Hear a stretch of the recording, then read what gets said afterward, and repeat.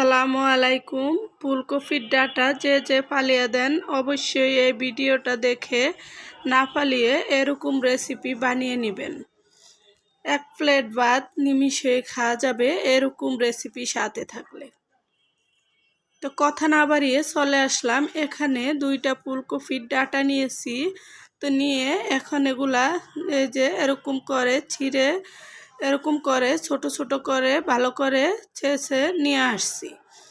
এখন এগুলাকে এরকম করে কুচি করে নিচ্ছি, সাথে কিছুটা আলুও কুচি করে নিচ্ছি, আর নিচ্ছি কিছু কাঁচামরিচ ও পেঁয়াজ।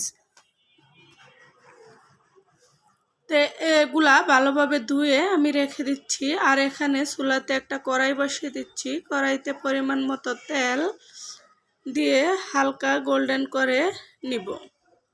আর এখানে ডাটাটা আমি পরিষ্কার করে নিচ্ছি ধুয়ে। তো পেঁয়াজের সাথে কিছু কাঁচামরিচ দিয়ে দিলাম। তো এই ডাটা ভাজিটা একটু জাল জাল হলে ভালো লাগে, এই কারণে আমি কাঁচামরিচটা একটু বেশি দিচ্ছি। তো দিয়ে এই পর্যায়ে গোল্ডেন হয়ে গেলে আমি ডাটাগুলো দিয়ে দিচ্ছি, দিয়ে স্বাদ মতো লবণ এবং 1/2 চা চামচ হলুদের গুঁড়া, কালারের জন্য 1/2 চা চামচ মরিচের গুঁড়া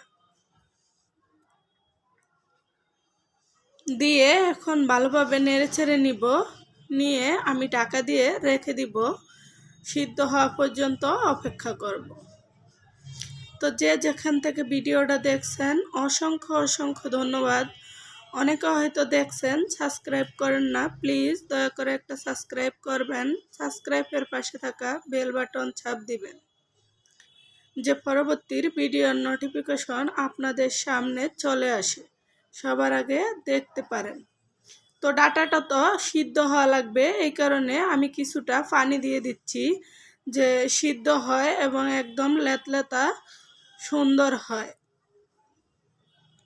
তো পানিটা একটু টেনে আসছে, এই পর্যায়ে আমি কিছুটা ধনিয়া পাতা দিয়ে দিচ্ছি, দিয়ে আবার ঢেকে রেখে দিব, দিয়ে একদম পানিটা শুকনো করে নিব। তো এই দেখেন পানিটা শুকিয়ে গেছে, আমি এখন পরিবেশন করে আপনাদের সাথে শেয়ার করব। তা আপনাদের যদি ভিডিওটা দেখার মাঝে কোনো ক্রমে কোনো দিকে একটু হলেও ভালো লাগে অবশ্যই একটা লাইক করবেন এবং কমেন্ট করে জানাবেন। আর ফুলকপির ডাটা না ফেলিয়ে এরকম করে সুস্বাদু রেসিপি বানিয়ে নেবেন।